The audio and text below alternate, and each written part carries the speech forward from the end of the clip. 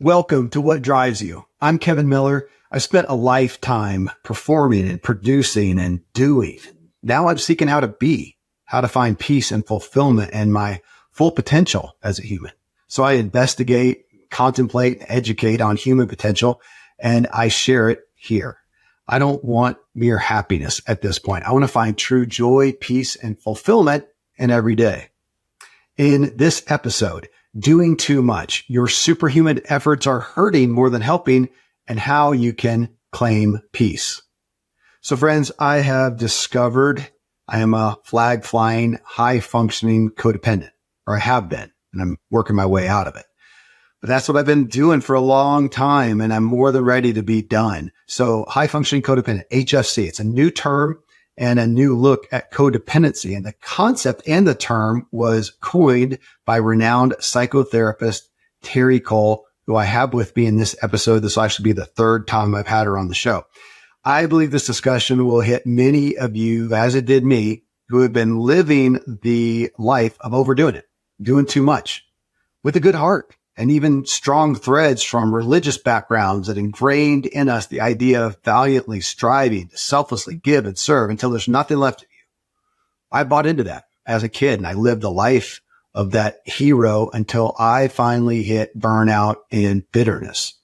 So I've been working for years to crawl out, and now Terri comes along with this new message and this book called Too Much, a guide to breaking the cycle of high functioning codependency.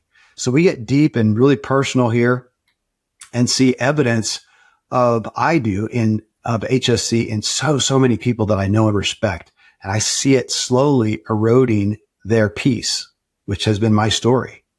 Terri has a free toolkit on HFC you can get right now. Go to Terri, that's Terri, Cole.com/HFC. She has some free gifts when you buy the book. If you go to hfcbook.com, and you can tune in right now to her podcast. It's the Terri Cole Show. My friends, this is episode 1482. And as we've had over 70 million downloads, I'm so grateful for all of you who are new to the show. Thanks for finding your way here. Appreciate you listening to our advertisers. That's what helps make the show possible, to put 5 free episodes out per week. Will drive with me now and Terri Cole to consider how you may be doing too much and that your superhuman efforts are hurting more than helping, and how you can claim peace. Let's see what we can learn about and for ourselves today. Terri, it is a gift to have you on with me. I think it's our third time now, and I'm excited about this book. I do want to say right off the bat that this is for the audience. I am not codependent. Never have been. Doesn't touch me at all. If I get excited, it's just I like the topic. It's not because it has any relevance to my life. Clear? We good? Yeah. We'll see if that's true by the end of this talk. But go ahead. Yeah. Well, with that lie out of the way, I mean, that's why. Oh my gosh. I am excited. I excited myself with reading the book and getting into it, and just hearing you hit on things that I've felt and hadn't connected the dots. And it was so confirming, but not confirming like, oh, great, somebody, I am what I am, but confirming, like, oh my gosh, I can continue to get out of this. So again, thank you. Sure. Thank you for saying that. I'm so excited for the world to have this book. It's been such a heart work for me. Well, so let's talk about that, because I find on these shows, it's my journey of connecting the dots. You feel those. I like the matrix concept. There's a splinter in your mind. And I read something like this, go, yeah, I get that. I mean, I've read about codependency. I have resonated with it. You referenced, with great honor and respect, Melody Beattie, Codependent No More, probably the most popular book on the topic, had her on and resonated with it. And yet in reading your book, realized, I've continued to define it poorly. I wanted to ask you, start off there. I know you do this in the book, that we think of codependency a certain way. Yeah. I'd say to some degree, that's why you wrote the book. Yeah. Most definitely. Well, I'll tell you exactly why, how I think how my clients were defining it, which is what really motivated me. Yeah. Obviously, Kevin, I don't need to tell you, you teach what you most need to learn. So every single thing that I'm passionate about teaching is because I went through some painful stuff in my life around the exact same affliction, which is very true for high functioning codependency. I just didn't know that's what it was. Yeah. So in my therapy practice, I have very capable, mostly women, CFOs, entrepreneurs, pop stars, people who the rest of the world would look at and be like, wow, they have it all together. Yeah. And so when I would say to them, when I would see a codependent pattern and I would point it out, they would immediately reject the term codependent. It would immediately say, Terri, you know me. I'm not dependent on squat. Everyone's dependent on me. I'm making all the money. I'm making all the moves. I'm keeping everything going. I know where all the kids are at all times. I'm already looking into summer camp for next summer. Like, what? Who am I dependent on? And what I realized is that my clients had a limited understanding of what codependency was. Yeah. So I started looking and going, but how is this different? How is this flavor of codependency different than what's out there? And the Melody Beatty Codependent No More. With my clients, they were stuck in the past thinking that in order to be codependent, you need to be enabling an alcoholic, right? This long-suffering, weak-willed, all this negative connotation around it. And it isn't true because there are other expressions of codependency. And the one that I named is high-functioning codependency because it's the one that I suffered from. And the irony with HFC, high-functioning codependency, is that the more capable you are, the less codependency looks like codependency, but it's still codependency. So we're still suffering. We still feel underappreciated. We still feel misunderstood. We're still burnt out. We still feel like people are not giving us our due, and we're exhausted. But nobody's checking on us because we're the high-functioning ones. Like nobody is like, Joe, I hope Terry's okay. No. Nobody is thinking that. You know what everyone's thinking? She's fine. She's always okay. Right? And when you're a high-functioning codependent, which we'll get into the traits and the behaviors and the fixes, right? Because cost is important too, but then fixes, is that we're not great at having other people give to us. We want to be the givers. We love to be the ones who are helping other people, the auto advice givers, the ones who are jumping in when there's a crisis. We're always like primed. If there's a crisis, we're like perfect people to have in the foxhole with a crisis because we know what to do and we're willing to do it. But on the flip side, being in a relationship with someone who's HFC can also be unsatisfying in its own way because there's a hyper independence that can come from being HFC where we don't want to owe anybody, right? We don't want to be, and the real truth is that we don't want to be vulnerable. Because if we were to look at codependency and say, what is the foundation of this? What is it? The behavior itself is a covert or overt desire or bid attempt to control other people's outcomes. Let me ask, is it fair to also say, along with that control, which again I resonated with, and yeah, we'll get into that, that there's an aspect of mistrust, or at least trusting yourself more?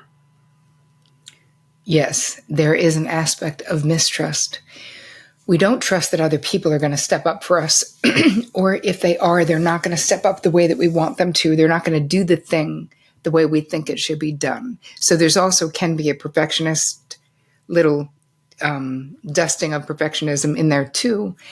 But I remember I give this, I think I talk about this in the book, give this example when I was first with my husband 27 years ago. He would do all these nice things for me. So he lived in New Jersey. He was a widower, had 3 acting out teenage sons. I lived in Manhattan. And he would say, hey, let me just come. I'm going to jump through the tunnel and scoop you up, and then we'll come back here. And I was like, this makes no sense. I could just go to Penn Station and take the train. It's so much more efficient. You know what I mean? And I was telling my mother this a couple of times, and she was like, Terri, why aren't you letting this guy do nice things for you? It's not about efficiency. It's about he wants to make your life easier. He wants to do something. So all you have to do is walk out of your apartment and get in the car with him. And he wants to see you sooner, you know? And I was like, wow, this is so interesting. Like, why am I not? And my therapist, when I really was already madly in love with my husband, my therapist said to me, why? And I can't remember what we were talking about, whether it was something, I don't know if it was something sexual or something that I wasn't letting him do for me, whatever it was. And she said, why? Why aren't you? And I said, just spontaneously, I said, because he already has the power to annihilate me. Wow. And she was like, interesting choice of words. And that's what it felt like, though, Kevin, to me, that being vulnerable as I already was, because I was already in love, like it was already too late. There was no backing out of the way I felt at that point. And I thought, wow, if this guy does not turn out to be who I think he is, I think I might die. Like, I actually don't know that I could survive it. Now, 27 years later, obviously he turned out to be who I thought he was and more. But that is the level of fear, of vulnerability, that a lot of women in particular who are high functioning codependents experience. We're much more comfortable making sure everyone else has what they need, right? Asking for things, not that good. Receiving, allowing, surrendering, no. Well, I am technically not a woman, but that has been me. It's interesting that you brought that up, because we went through times where my wife was really bothered that I had no needs, and it almost made her feel guilty that she was, which now I look at it and go, she was normal and just would express a need. I didn't, and she wanted to be needed. And now I'm over here on Kevin Island, making sure I fulfill my own identity. Well, and there's where I wanted to go, kind of the hero aspect of identity. But I did want to pull out what you said. You mentioned weakness and you mentioned enabling. Again, I think that's one of the disconnects that I felt. And as I've realized that I have been an incredible enabler, I came at it from strength. I thought, I felt I'm a strong enabler. So I didn't associate with the weakness of it, but I'm doing the same things, and and there's where I came. And that's the first thing I wrote when I was reading your book, when I started off, was call it, I don't know, what do you refer to it? I wrote, you could call it Superman, God, hero complex. Yep. And that was it. And it took me so long to realize that's my identity. I'm feeding my identity, helping people that haven't even asked, my kids in particular. Yep. That's when it hit me. And to be candid, it was probably, I think, 5 years ago, Terri. I remember where I was. I was on one of our driveways crossing it. I was taking care of something for a kid. I was bitter. And I realized, one, I'm bitter. So apparently I'm not limitless or Superman or God, because I would hope that they weren't bitter. I wasn't that. And they hadn't asked. It was something I had overheard, and just the whisper of it, and I'm gone. I'm out the door. I had a coat on. I think it was cold. I think it was probably some car thing for a kid. Yeah.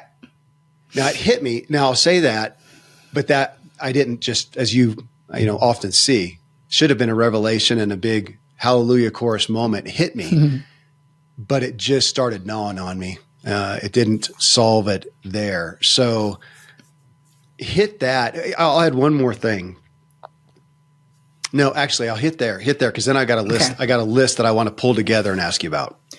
So let's talk about the hero syndrome. Yeah. Which is what you're talking about, that with HFCs, and listen, this is obviously, I'm writing it from the female point of view because that's what I'm an expert at, but there are many, many, many, many men, my husband included, you included, who experience this as well and don't know.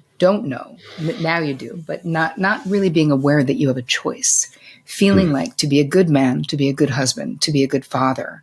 This is what it is, which is the same thing with women. We go to be a good mother, to be a good sister, to be a good daughter.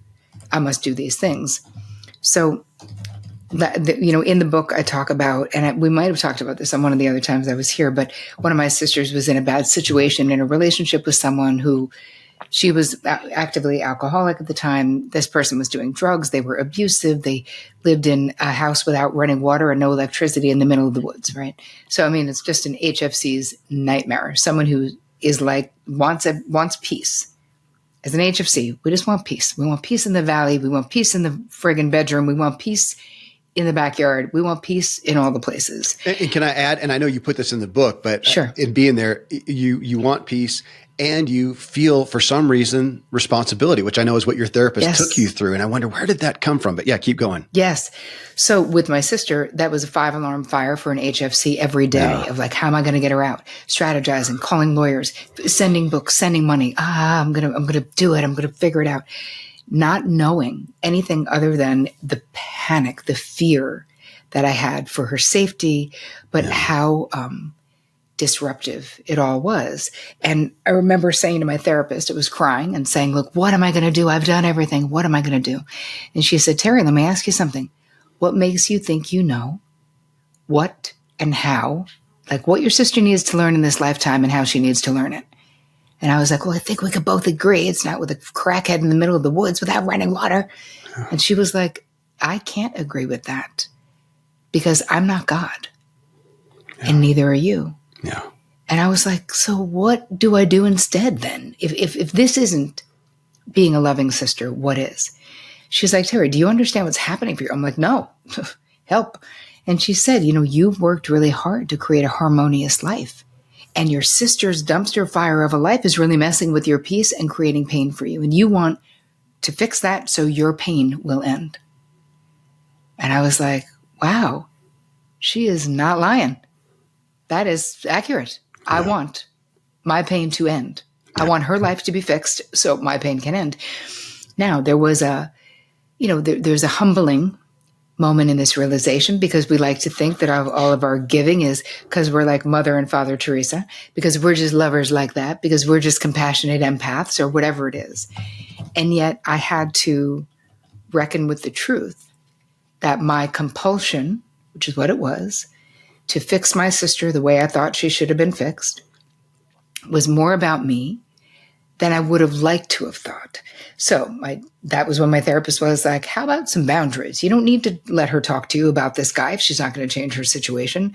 So I set boundaries, said, hey, I can't talk about this with you, because we'd get off the phone and she'd be like, I always feel so much better after talking to you. And I'd be like, I always feel like a toxic waste dump. Mm-hmm. I never feel better. I only feel worse.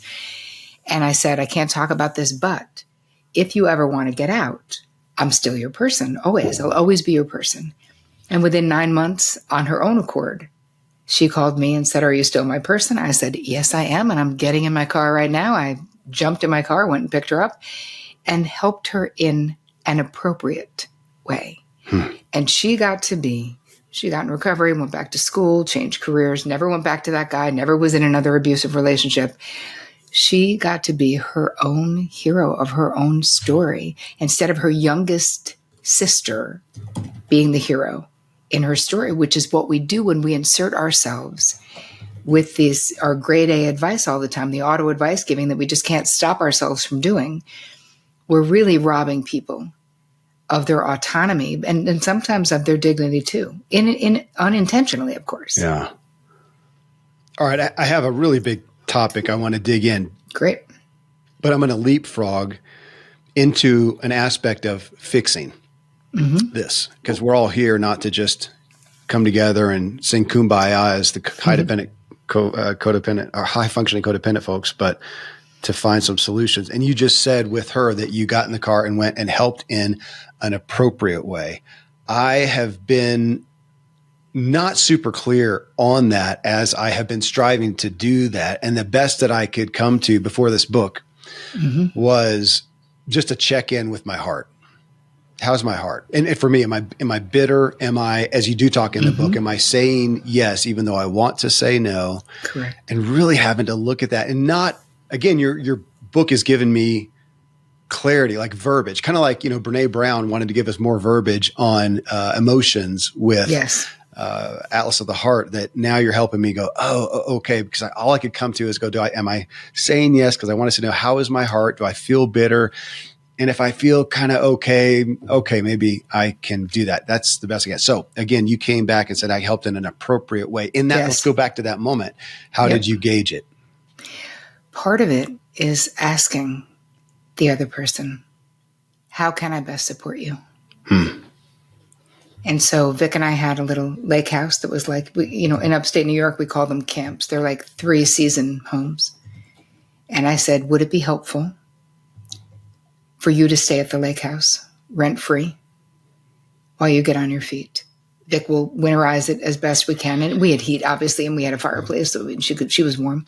And she loved the lake. Like, part of it is I thought this would be very healing. And it was during a season we don't use it anyway, And she said, that would be great. And we could afford to, we're paying those bills anyway, right? You're paying the bills. Maybe there's a little bit more because there's heat being used, but reality is it's not changing, that you're still paying a mortgage on it, whatever. And instead of her being in my house, again, I was trying to help her with her independence and trying to just let her be self-determined, because that's what love is. And she was able to accept that. And actually, she lived there for 2 years, and we had no problem. We loved it. We used it in the summer when she was there. It was, it was a place that the whole family used. But how it's appropriate, you have to ask yourself, can I do this? Do I have the bandwidth to do whatever it is without becoming bitter? Yeah. Without becoming resentful. And then the second question, which HFCs don't almost ever ask themselves, is, do I want to do this? Do I want to? Do I have a desire to do this? Because a lot of times we feel so compelled by guilt, by obligation, by historical handcuffs, by relational expectations, by family expectations. And I think it really does matter. I mean, there's 4 sisters altogether, right? I wasn't the only person who could have been helping her, but that was my role in the family system, was the hero child. Yeah. And so how I got into feeling so responsible for her to begin with was that. And then it was through this understanding of my therapist that the way I was relating, I thought I could only be a good sister if I never said die, if every day I tried to convince her to get out, if I kept doing what I was doing. My therapist made me see that a lot of that was, I was doing that for me, and that I could love her and surrender to where she was in that moment, even though I didn't like it and I was scared, but that it wasn't my situation to control. And listen, when you're talking about addiction, that might not always be true. If my sister had been shooting heroin, I would have staged an intervention against her will. And, so every situation is different. But I think the questions we have to ask, but the first question, it's not a question to you, right?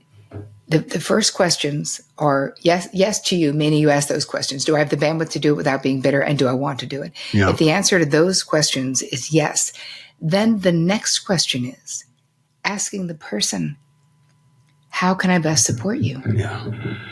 And if they say, I want to do this on my own, respecting their right to be autonomous, respecting their right to be self-determined.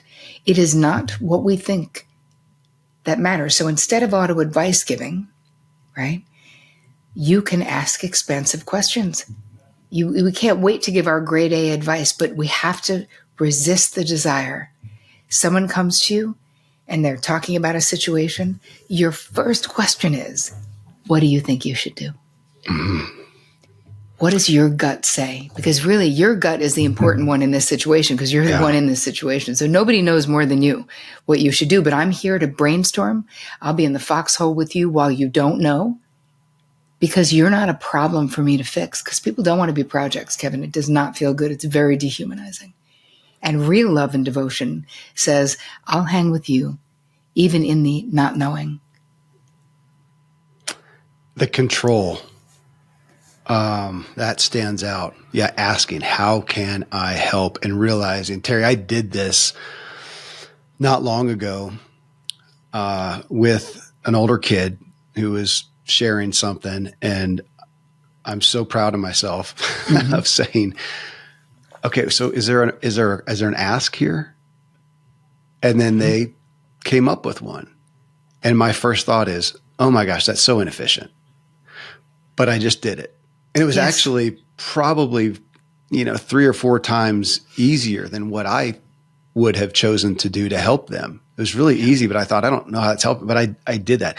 And that I recognize, I think I'm a little more comfortable, but just realizing it's still uncomfortable for me. It's uncomfortable to hear a need and not go do it or even offer it, just to remain silent and go, they haven't asked.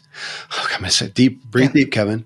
I'm not going to do anything. I'm not going to offer. They can ask. Nope. And I got to admit, it has felt bad. It's a little better now. And reading your book, it's going to feel even better.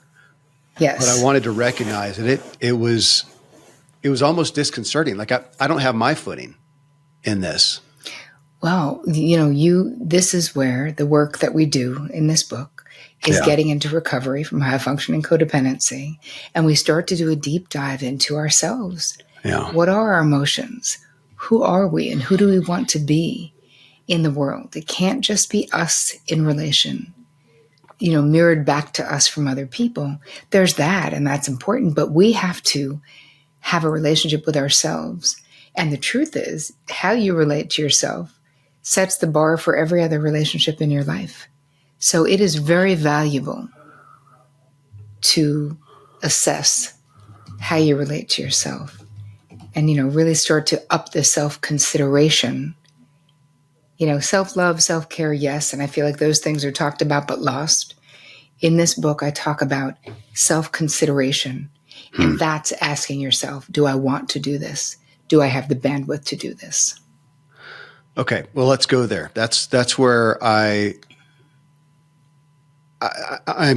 burden myself with the culture that a lot of us have. You said a little bit ago that we often feel like there's no choice. To be a good man, woman, spouse, parent, whatever, this is what you need to do. So I'm going to take it to my background, which was a staunch religious context. Oh, yeah.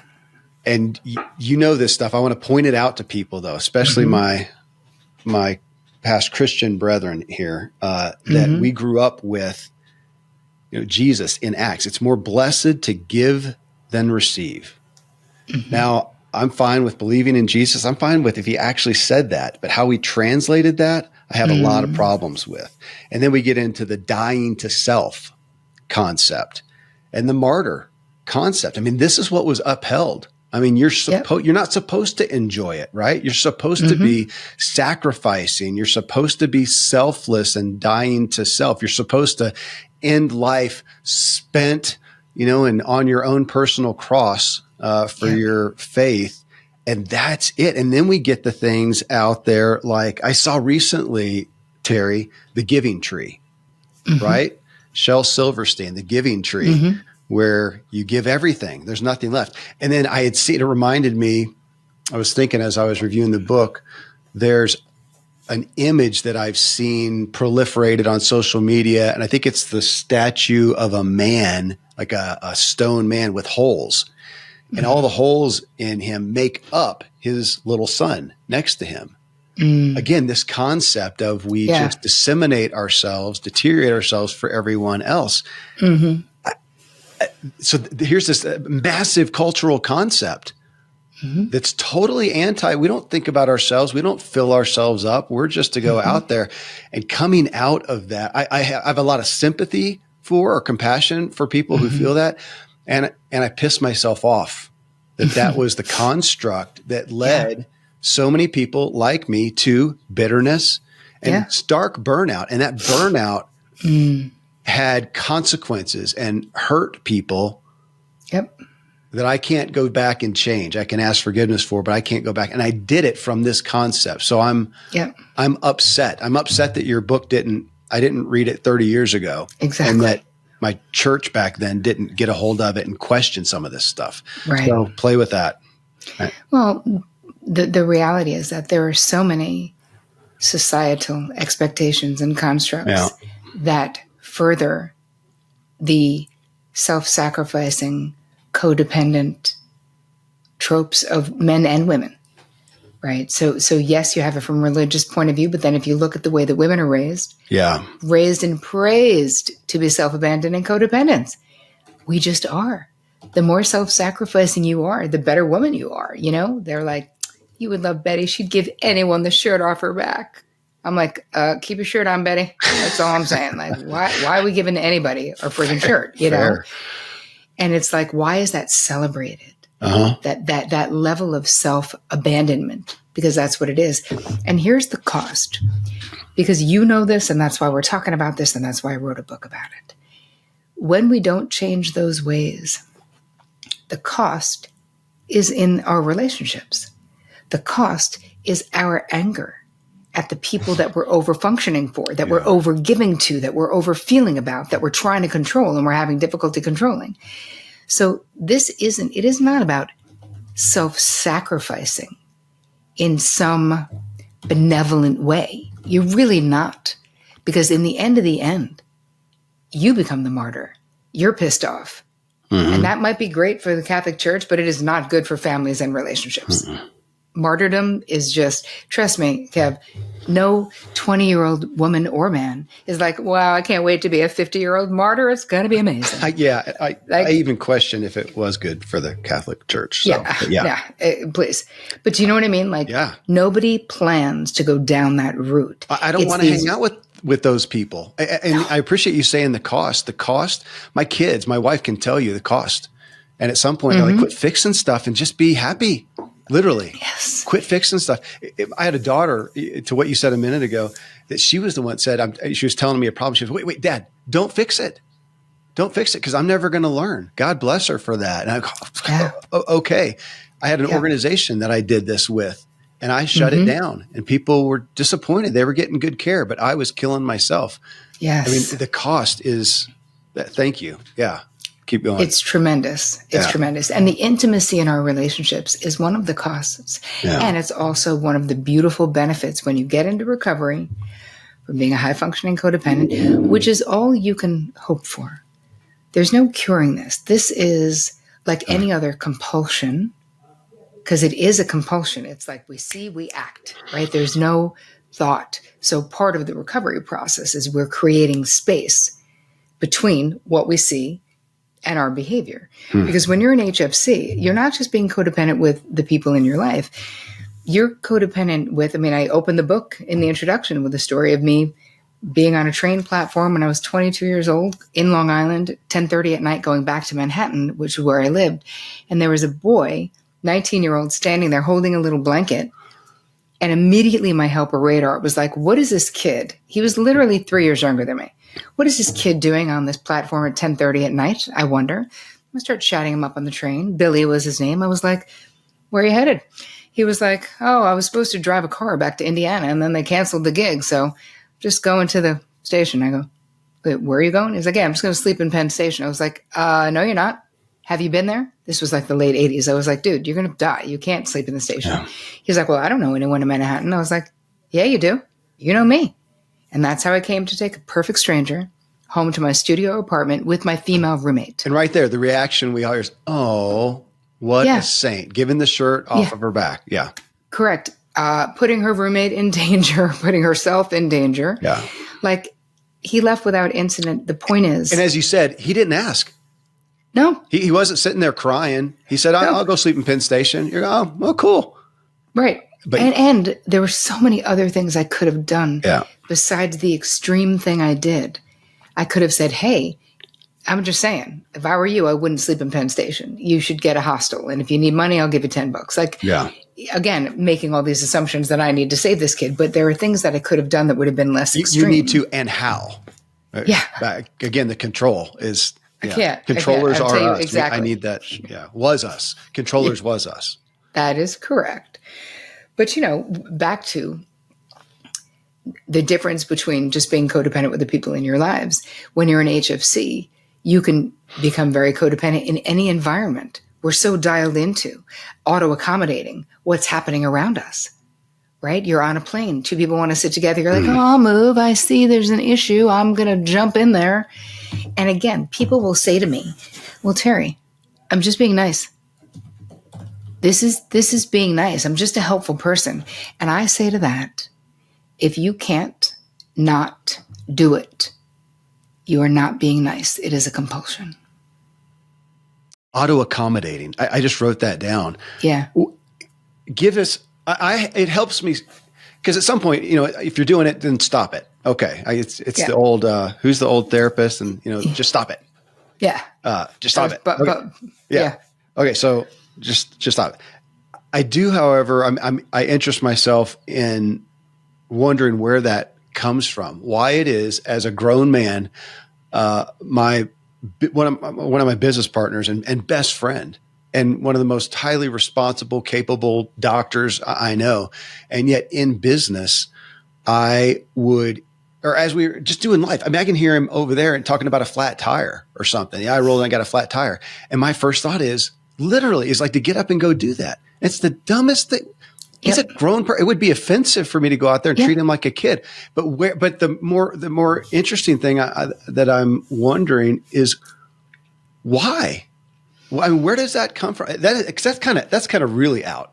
That I'm with a group of guys, capable guys, more successful, more capable than me, and my first thought is to take responsibility for something there. And now I just watch it, but I'm still kind of curious. I'm like, what the hell happened? Yes. Well, this reminds me, two things I'll say about this, and then I'll tell you the why, or at least what I think of the why. I have a friend who's also like me, like super high functioning. Years ago, we were going on vacation together.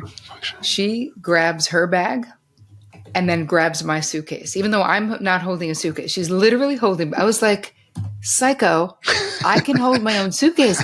But that's sort of, Kevin, exactly. That reminds me of what you're talking about. Yeah. Like, there's no good reason. And I would do the same thing with her. So it's not like I'm blaming her, because we also both are codependent. Yeah. How I coined the phrase auto-accommodating was, I was in Manhattan at my busiest hair salon, which I never go on Saturdays because it's a zoo in there, but whatever. I'm going in. I have a mask on my hair, which is something you leave on. So I'm laying in a sink with this crap on my head. And now the sink traffic is starting to back up. So now every person who's waiting, I'm laying in the sink and I'm getting more and more anxious. I was going to say your anxiety is going up. Oh my gosh, I'm not being considerate. I'm making these people. Yes. Yeah, I'm taking a sink. Why? I call over the assistant and I'm like, I could move, and she's like, no shit, and you're fine. Like, relax, lady. We do this every Saturday, Terri. You're okay.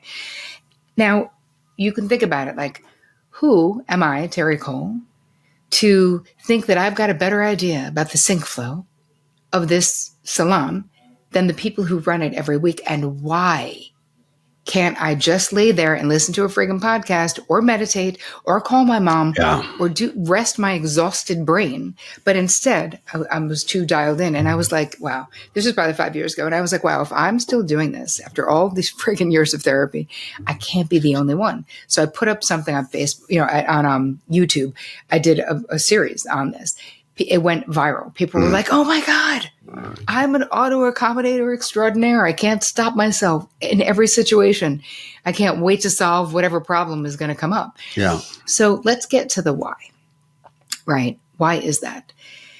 There's a part of us is the way that we were raised, right? To be helpful, to be good. It depends on your family of origin. What was the messaging that you got? Right? We talked before, if it's a religious family, then it's like, be of service, be helpful. And probably in childhood, we learned that this would get us positive feedback from the adults in our life, as opposed to being in trouble or doing bad things would give us negative feedback. So we don't want that. So if you become an Uber helper, right, then you know, and we do it in other ways too. You become the perfect student to try to counterbalance chaos is happening at home, maybe, or you have you're an alcoholic parent, let's just say. You might be excelling in these other places because you don't want to add any more to the family system. And all this stuff is unconscious, right? So there's expectations, but there's also think about the positive feedback that we've experienced as active HFCs. People being like, oh my God, Kevin, it's so great to be able to count on you. And I so appreciate you taking the time. I know it's 2 a.m. Keep hitting me. Thank you. I need the dopamine. I feed my addiction. Keep going, Terri. Right? Yeah, exactly. But ain't it the truth? Yeah. Ain't it the truth? They're like, you're my rock. You're the one I can go to. I've never had a friend like you. You're the person. You always think of the best ideas or whatever it is. Yeah. So part of being in the center is that, like I used to when I was younger with boyfriends, and I used to say this, like in my 20s, I could take a perfectly capable man and turn him into an under-functioner in 2 weeks or less. just being like, I got it. I made the plan. I did this. I already went food shopping. I already made the thing. Like exactly what you said, like about your wife, Yeah. Feeling it's so self-centering. Make them feel unnecessary. Yeah. Yeah. And they kind of are to us, even though emotionally we're attached. But if we never allow them to pour into us, if we never receive all of their gestures, as my mother would tell you, when you say no enough, the offers stop coming in. Okay. You said something, you reference, your friend who's super high functioning like you. So I took notes on that because as I was reading it, we applaud that. I mean, culturally, yeah, you get a lot of kudos being a high functioning codependent, and yet you keep talking about the cost. And as I look at people and judge them, like, and you said this, like how they're so inefficient, and why aren't they more responsible?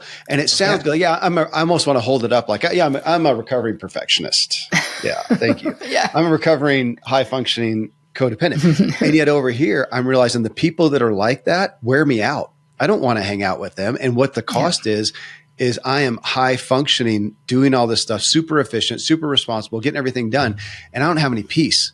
And over here, these folks who I'm judging, and they're at peace.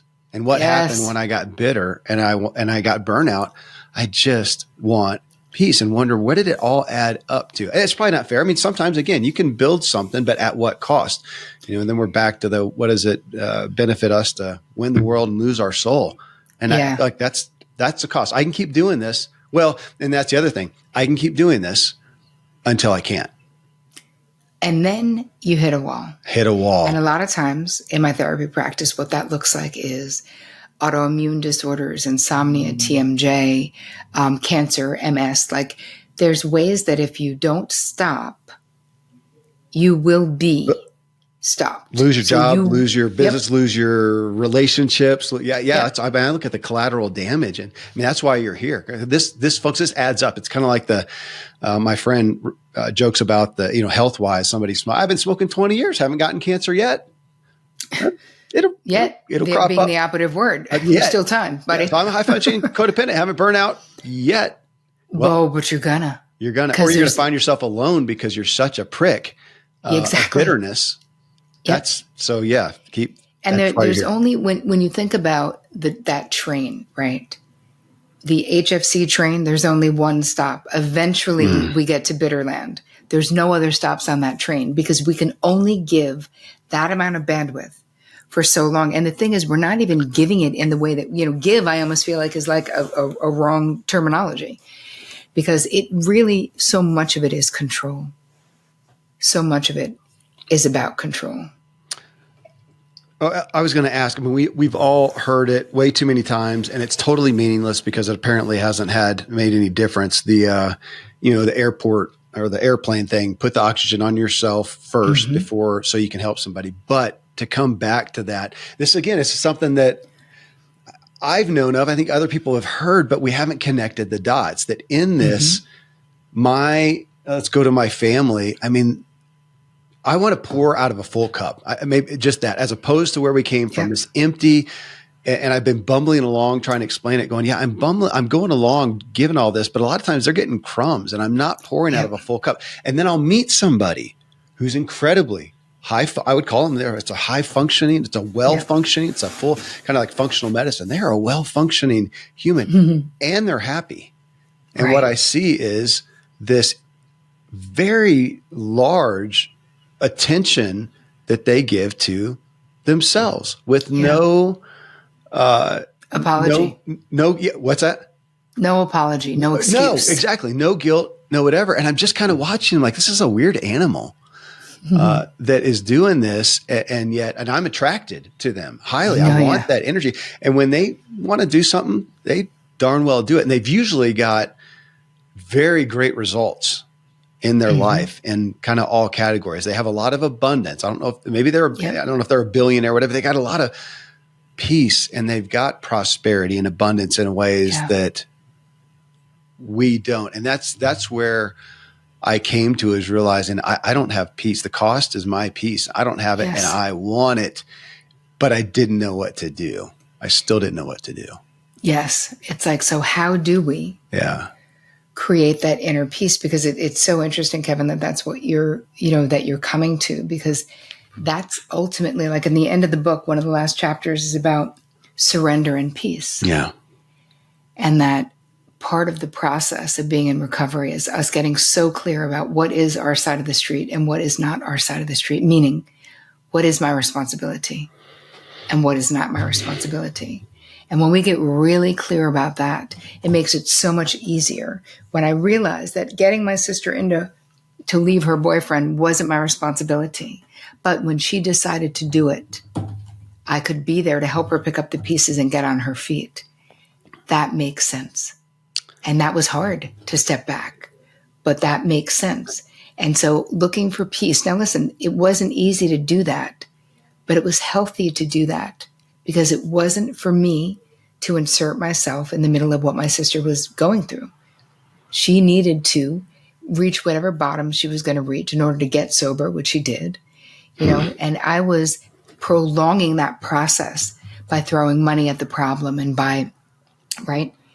It's like we're interfering with people's right to do what they need to do. And with our own peace, it requires us to be able to spend time with ourselves and to be so clear, so clear about what do I think, what do I want, and how do I feel. That these three things, we need to know them and we need to believe that they're important. And what you think, how you feel, and what you want actually needs to be the most important thing to you. And that is counter to everything that we've learned. And yet it's the truth, because here's the thing. When what you think, how you feel, and what you want is the most important thing to you, that doesn't mean you will not still compromise with your wife. Of course you will. That doesn't mean you may choose to do things that you don't want to do, because if anyone who's been in a long-term relationship knows that's the only way that's going to work is that of course you're doing things you don't want to do sometimes. But we do it for the good of the relationship. We do it because we love them. We do it because we want them to be happy. But we're not doing it at the expense of ourselves. Terri, talk about your side of the street. Mm-hmm. I mean, you're here because I want to learn more and understand more and do it better. Some of it I learned the hard way and inadvertently. So as I reached my own burnout, and was helped by just having a lot of kids, that was a help in this, and realizing I don't want to, I can't do it all. And maybe they're all going to die. And of course, what I realize is, holy smokes, now that I'm, especially on the auto accommodating, I'm going to let that go, and to see starkly for me, Terri, they just went and did it, and they learned. So I was still, you said, stealing their right to do something. And I realized I'm stealing their opportunity. Yeah. So I know better than this. And to watch them do it and realize I didn't expend any time. They learned. They never asked me. So it wasn't a detriment. This is a win-win on all fronts. And what have I been doing for 20 years?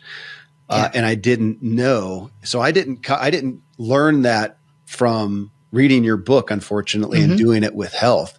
It was almost like I got a broken leg kind of feeling. I can't do it. And then watching them and going, oh my gosh. Yeah.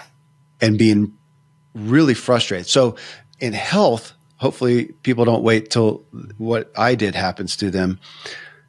Help with discerning what's your side of the street. Okay. But let's also talk about compassion. Okay. Self-compassion. Fair. Because Kev, what you're describing is how it happens for most of us. Yeah. Something stops us. And I was ridiculously burned out in my early 30s. Like almost all of us have some dark night of the soul experience around these behaviors that make us go, I didn't stop because I had this massive realization. I stopped because I literally couldn't do it anymore, So how do we know if we're on our side of the street, right? That's the question. Meaning, how can we decipher what is and what is not our responsibility? Yeah. Everything that has to do with other people, unless they're minor children, and even then we're going to talk about how to interact with them, is their responsibility. So your wife's health is her responsibility. You can be a part of the solution by saying, hey, babe, let's walk together every day. But you are not responsible for manipulating your wife to walk every day, right? Or do whatever you would do for health. That's hers. What is in question for you? Like about the side of the street? The side of the street is just realizing, well, it is easy. I do want to hit on the workplace in a second too. It's easy to come to with family as far as the problem of feeling like that is your responsibility. As a spouse, you're supposed to take care of, again, I'm going to, pick on my religious construct, but I think I say that religious, it's permeated everything in America. The religious construct has permeated everything, especially marriage, I think, in parenting.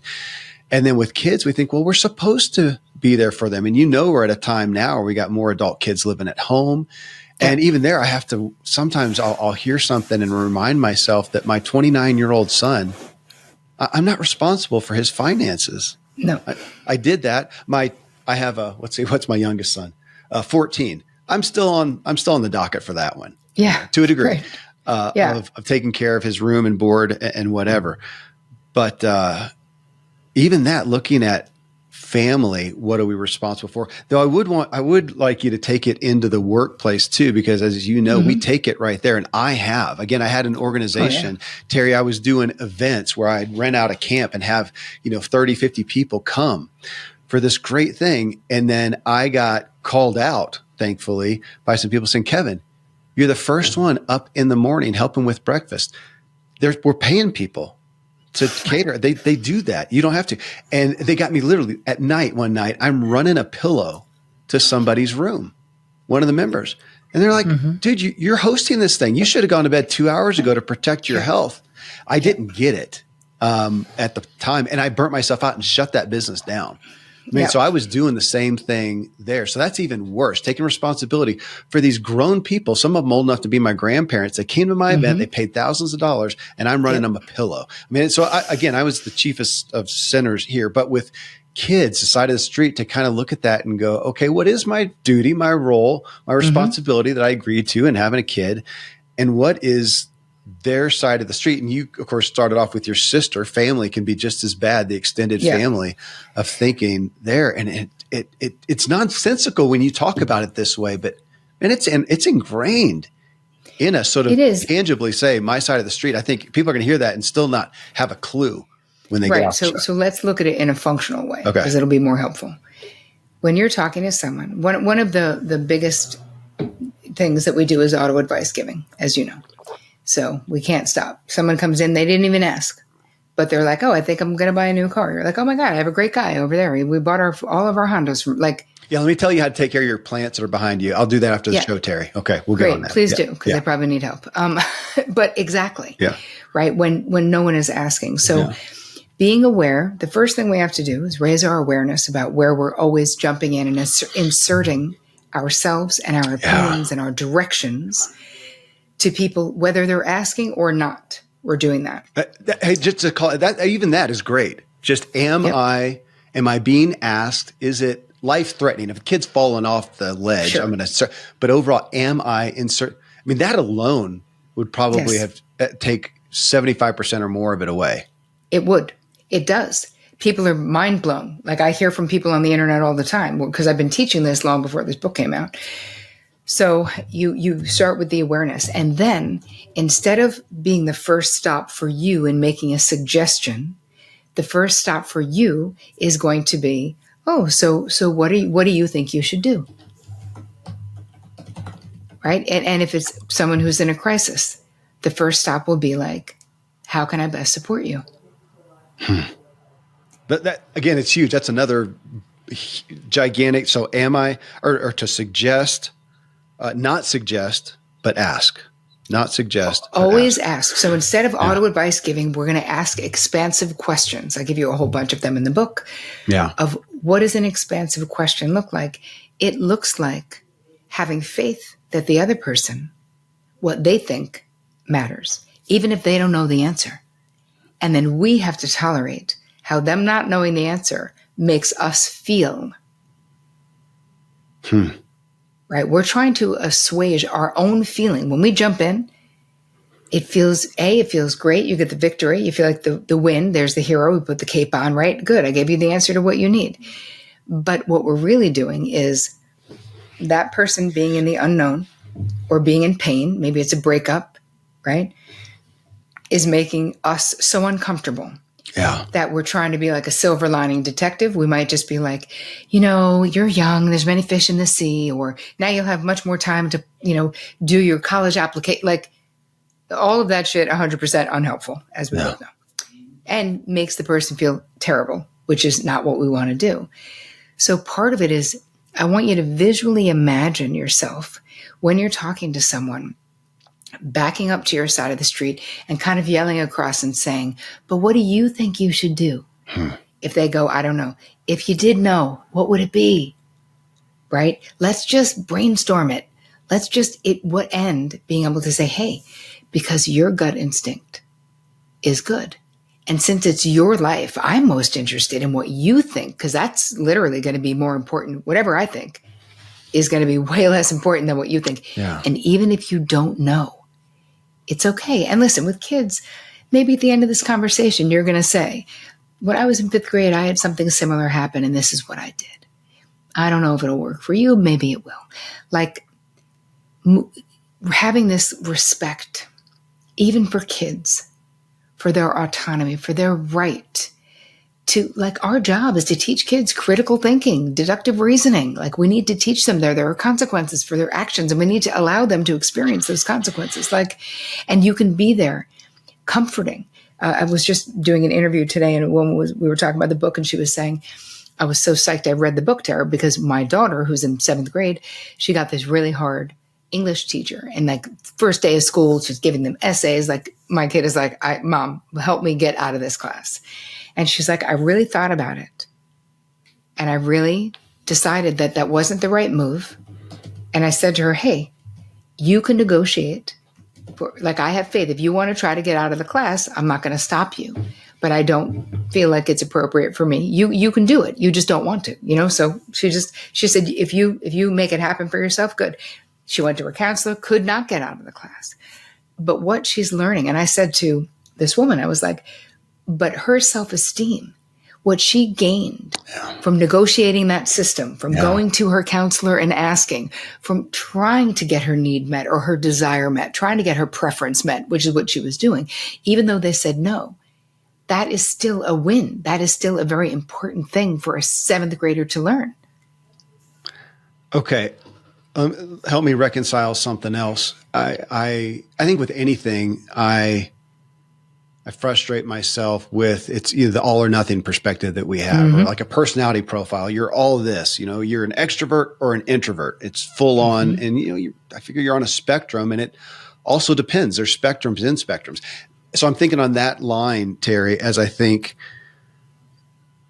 with my kids, my younger kids, I didn't do this. I mean, it was so tangible, I guess, or so blatant that it's a little kid. They need to learn. And we were ones on, what was the term? Don't house-proof, or don't kid-proof the house-proof the kid.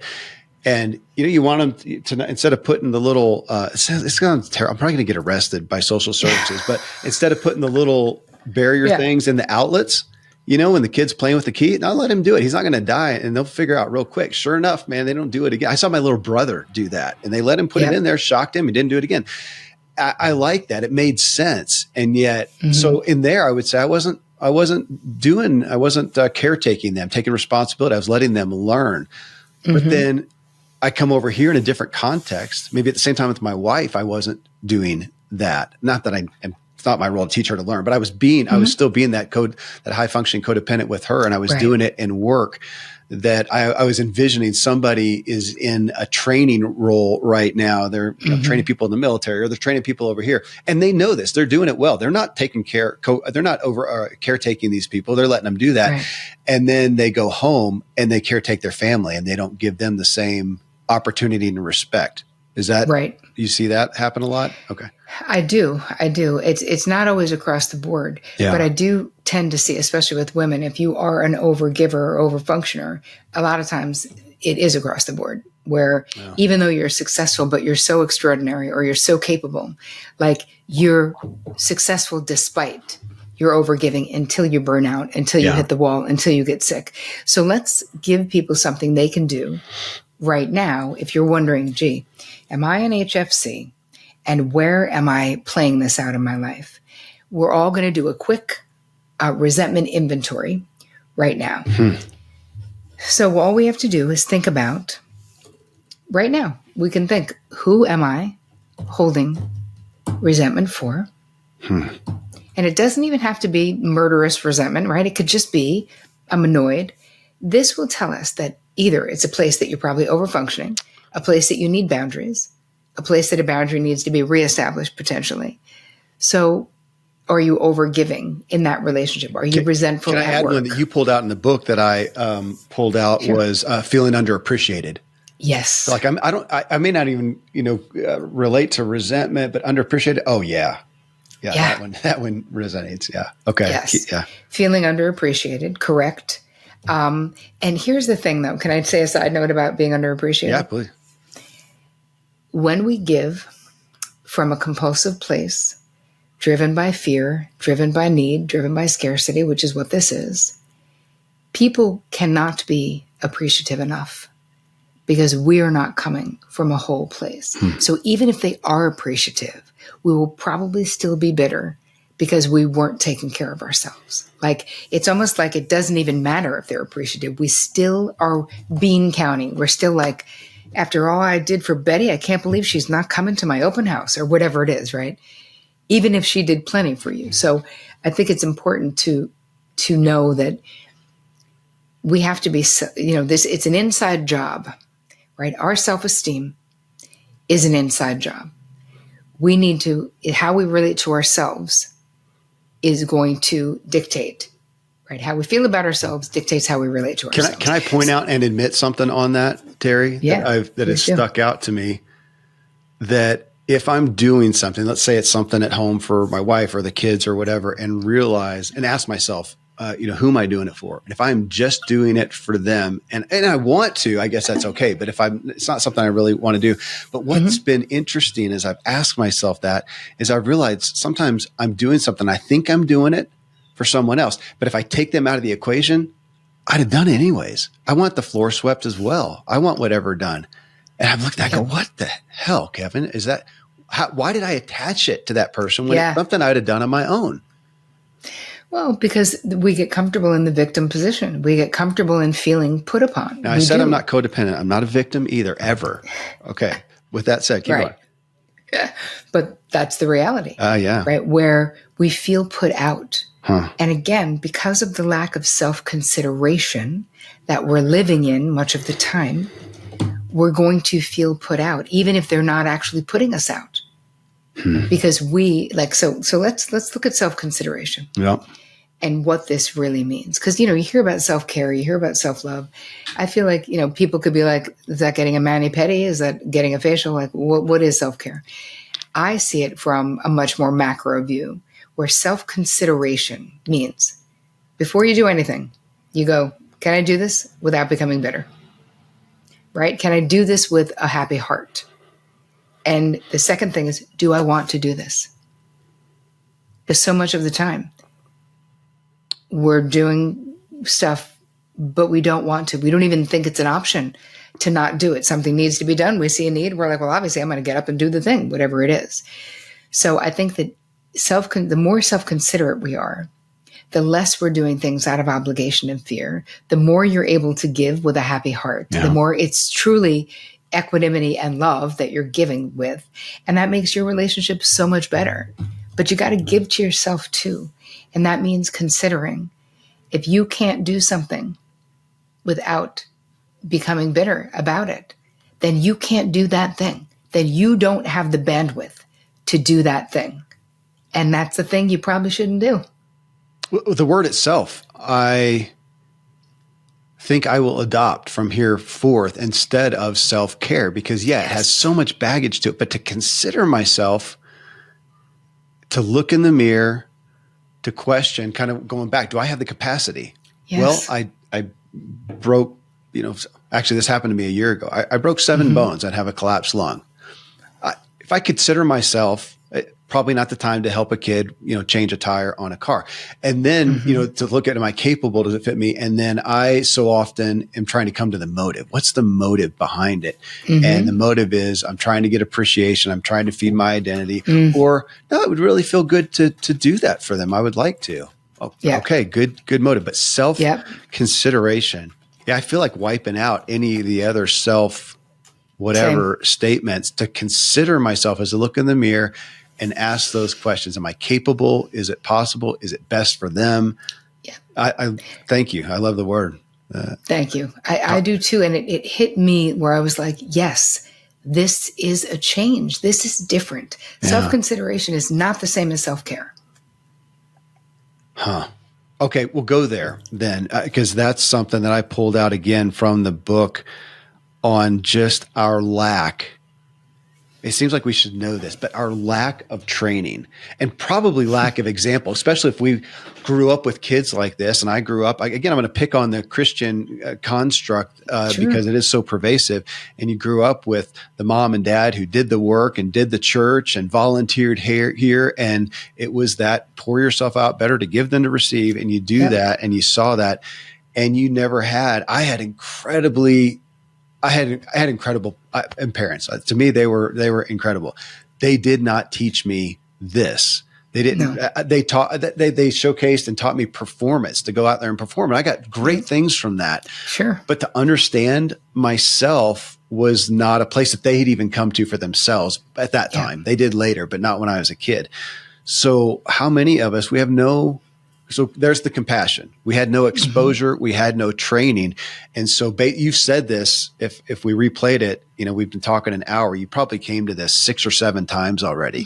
Self-awareness, so we just talked about self-consideration, and we do not know ourselves. Maslow's hierarchy keeps coming up in so many shows, and, self-actualization's up here at the top, kind of like if you get around to it. Yeah. And I'm telling my kids these days, but just start there. Yeah. Start there. I'm pretty sure that you'll figure out how to get a job and take care of stuff. Why don't you start with figuring yourself out? Because I'm 50, I'm in my 50s now, and I didn't start it that long ago. Yeah. Do yourselves a favor. So I wanted to pull that out, that you keep, you're saying this, and you draw us to this, and it may even be like chapter 6. I can't remember of the book. You're saying, okay, you got to know yourself. And I just want people to hear, you don't. You don't. For the most part, you don't. Me neither. And this is the biggest hurdle for me. Because emotionally, let's talk about why and what it looks like, right? There's a whole chapter on becoming an expert on your own emotions and like really getting into the nuances of what they are. Because, some of us can be like, I was mad. You know what I mean? And really, anger is usually a secondary emotion, because the primary emotion is usually something that's more painful, right? So the primary emotion, sadness, I feel hurt. So it's easier to be mad than it is to be hurt. Yes. But saying you're mad when you're hurt, they're not the same thing. It doesn't hit the same. It doesn't do the same for you. So this whole mapping out your own emotions, I walk you through how to do it, and being able to emotionally self-regulate. Right. That's really what that chapter is about, because when you think about the compulsive aspect of being an HFC, we're just doing what you've described, Kevin, throughout this entire interview, is just jumping into action, just go. Like you see a need, you're just going to fill the need. You overhear someone has a flat tire, you're going to fix the tire. It's like there's no space. And so part of self-consideration and self-care, according to me, is real mindfulness practices, like a daily dedicated meditation practice. Doesn't have to be a lot, but it has to be at least 10 minutes. I would say probably 20 would be great. But self-reflection, taking the time to journal, ask yourself these questions. How do I feel? Do a resentment inventory regularly so that you're not allowing resentment to accumulate in your relationships, right? It's like a layer of resentment. Write out what it is. Once we go, oh, I'm mad at my sister because she borrows my stuff without asking, or whatever the thing is, then we can go, what is my 50% of this? Well, my 50% of this is I haven't said anything to my sister about the fact that I'm upset about something. Yeah. So now we know, oh, there's an action that I can take. There's an action I need to take, which is I need to have a conversation. It doesn't have to be today, but at least what we're doing within resentment inventory is we're decoding our feelings. We are following the dots, right? We're following the crumbs to be like, what situations, because what you'll find a lot, if you really start dialing into your emotions and start journaling, is that there'll be themes. You're going to see patterns of behavior. There might be certain people who kick up your codependency more than other people. You know, another one of the behaviors is anticipatory planning. Wow. So, do you know what I mean? Yeah. When I say that? Yeah. Unfortunately. Yeah. I know you do. I wish I could say, no, what's that, Terri? I have no totally. So for those of you who don't know, it's basically trying to plan everything just so. I give an example that one of my friends was dating this person who was a difficult personality. And anytime we would go away, I was endlessly anticipatory planning. So there wasn't going to be a problem because I didn't want him torturing my friend, which I knew he would do. So I wanted to make sure that they got the best room in the house that we were renting, or that, because I knew this guy was difficult and a complainer and just a jerk. And so I'm twisting myself up in a pretzel to try to avoid there being a conflict and ruining our time. Right. And I'm sure this dude never even gave a thought, and thank God they broke up and I never had to see him again. But he made it into my book because all of us have difficult people in our lives, and we feel compelled to walk on eggshells around, or we feel compelled to make special we're trying to make special arrangements for them to avoid there being some kind of problems. And this is also exhausting. So instead of having a conversation, let's say, either not inviting this person on our stuff, telling my friend, hey, this guy's difficult, he's a pain in the ass, saying to him, hey, if you don't like the plan, you make the plan and we'll go wherever you rent and then it'll be on you, or whatever. Like having real conversations to really try to problem solve. Instead, we're like puppet mastering, sort of, right? Yes. Yeah. I'm dealing with it now. We've got enough kids that are older. We've talked about this for years, that instead of us, my wife and I, planning everything for like a vacation or whatever, that they could, and they're up for it. And I realize, that's uncomfortable for me. Yes. To trust, will it be, and even just to relinquish, the planning. I do want to pull something out that's important to me here, that you're not here because you have a new book. I have so many stacks of new books around here. I don't need another new book promotion. Well, you're here, one, because it's you. And if they said that you've just had anything to think about, I'd have you on the show. So granted that I have some history with you. But it again is the topic of your book. And you said a second ago, in regards to just doing, we've become professional doers. I have been a professional doer. You have been a professional doer. So it feels like this is the book for professional doers. So I wanted to share, you're on here, and how appropriate it is. I changed the intro to my show. So when the intro comes in, I've been doing this for a couple weeks now. And, what drives you? Kevin Miller. Here's what I say, Terri. Here's what I'm saying now. I've spent a lifetime performing and producing and doing. Now I'm seeking how to be, how to find peace and fulfillment and my full potential as a human. So I investigate, I contemplate, and I educate on human potential, and I share it here. I don't want mere happiness. I want to find true joy, peace, and fulfillment in every day. In this episode. That is so funny. Hello. And to that degree, that's what I'm shaping around. Tim Ferriss had an article I really appreciated recently on making his own podcast just tenable for him and honest to him.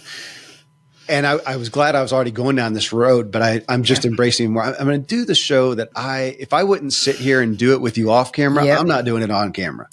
Right. And I bet you've been there. I haven't always been. Sometimes it's been, I'm sure that'll make a great show. So we'll make a great show out of it. Man, if I don't want to have coffee with you or wine, glass of wine, I'm not going to do it. So you're here because to what you said a minute ago, I am trading. Well, I shouldn't say I'm trading in. We've already proven we can do, and we'll do plenty. I want to be, and I want to be with people that have learned to be. I experience you as somebody, well, you can do both. I'm most interested in the being. I'm not done with the show quite yet. We're not there yet, but I want to, thanks for being, Terri. Thanks for being. Well, thanks for and being teaching with us me. to be. That would be for professional jurors, this is the book on how to be, which we're all dying for. We're all dying for. And how to, part of the last part of the book is about surrender and allowing. And it's almost like I visualize it like this, Kev. When you're an HFC or when you're a professional doer, you're just swimming upstream because you're so set on doing shit the way that you want to do it, and you're so set on how it's got to be. You're just swimming upstream. So picture swimming upstream. I'm looking down. I'm breathing hard. I'm not getting anywhere. I look over the same friggin' tree. I keep going, same tree. Like, why am I not getting anywhere? I'm also not enjoying it because it's very labor intensive. So what I like to think about is this book, I teach you to flip over and float. So now you're going with the river. You can see, right? You're laying on your back now. You can see everything that's around you. Enjoy the beauty. Be present. So there's something about going with the flow of life that is so joyful. Yeah. There's something about realizing that it isn't all on you. That is very liberating. And that you are still loved and valued and important without having to be the savior. You don't have to put the cape on, because putting the cape on means, I want you to think about the cape as self-abandonment. Because that's what it is. That's the mic drop right there. We'll let that be the mic drop. I'll add just with that as the anchor for the show. I mean, your first chapter, Terri, the title alone, when doing too much is really too much.